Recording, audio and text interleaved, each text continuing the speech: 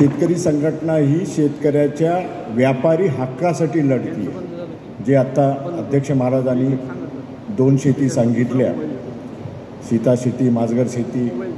जे माजगर शेती आपण शेतकरी संघटनेने सांगितली ती कोणत्यातरी व्यापाऱ्यांनी उचलली आणि त्याचा हल्दीराम तयार झाला. म्हणून पहिल्यांदा जो विषय चालू आहे त्याच्यावर बोलेल, मग जे काही बाहेर चालू आहे त्याच्याबद्दल 2 मिनिटं मी बोलेल.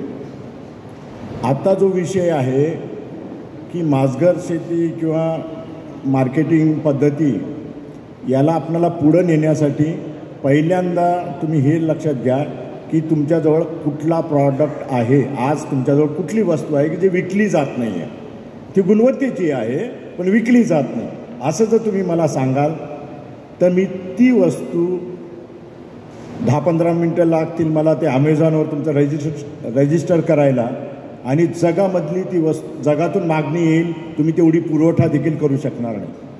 मुळात ती वस्तू तुमच्याजवळ आहे का, नसेल तर त्याची तयारी करा. उगं म्हणू नका शेतीमालाला भाव वगैरे. आता त्याच्या पुढं आपणाला जायचं.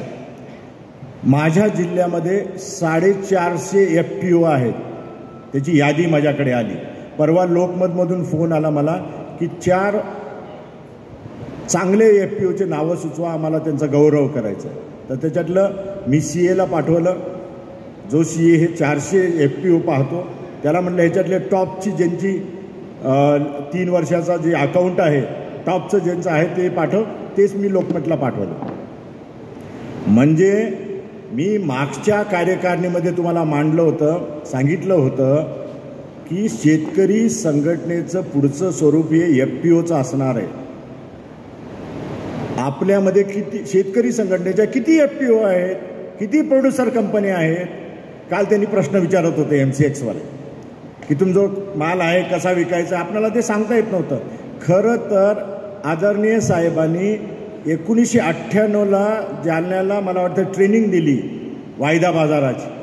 त्या ट्रेनिंगमध्ये मी होतो आणि मी वायदा बाजार शिबिरामध्ये शिकवायचं. हे लक्षात घ्या की वायदा बाजार हा बाजार समितीला एक समांतर बिझनेस आहे, एक व्यापार आहे. आपल्याला पर्याय आहे की बाजार समितीत तुम्हाला जायचं नाही तर वायदा बाजारमध्ये जा आणि जगातले भाव मिळवा. पण वायदा बाजारवर जर संकट येत असेल तर ते आपणाला सांभाळलं पाहिजे, कारण आपला नवा रस्ता जे मिळायला लागलाय किंवा होता ते सरकार बिघडायला लागलं आहे. आणि त्याच्यामुळं वायदा बाजाराला प्रोटेक्शन करणं आपलं कर्तव्य आहे, कारण ते आपला बाजार आहे. त्या बाजाराशी काही देणं घेणं नाही, कारण तो बाजार आपल्याला फायदा देतो म्हणून आपण त्याला हे केलं पाहिजे.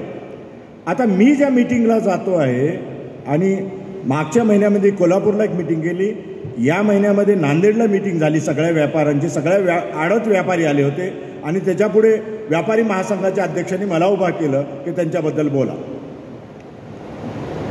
स्वागत करणारे सर्व आडत व्यापारी होते, कार्यक्रम व्यापाऱ्यांचा होता, आणि मी उभा टाकून म्हटलं की मी आडत व्यापाऱ्याच्या विरोधात बोलणार आहे.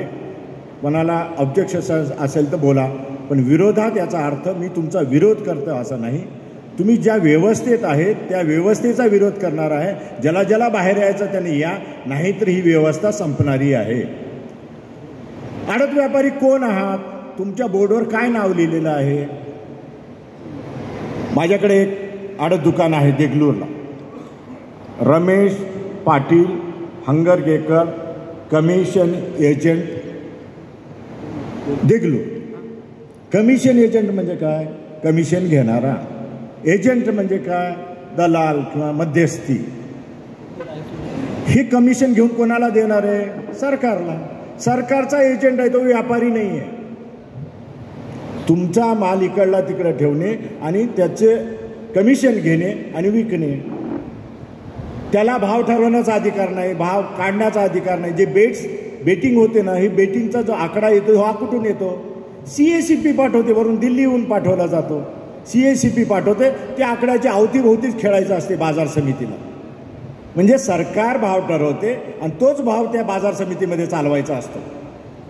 पण ह्या नव्या बाजारामध्ये जगामध्ये जो भाव चालू आहे तो भाव मिळतो, आणि म्हणून या 2 भावामध्ये आपल्याला फरक आहे, लक्षात.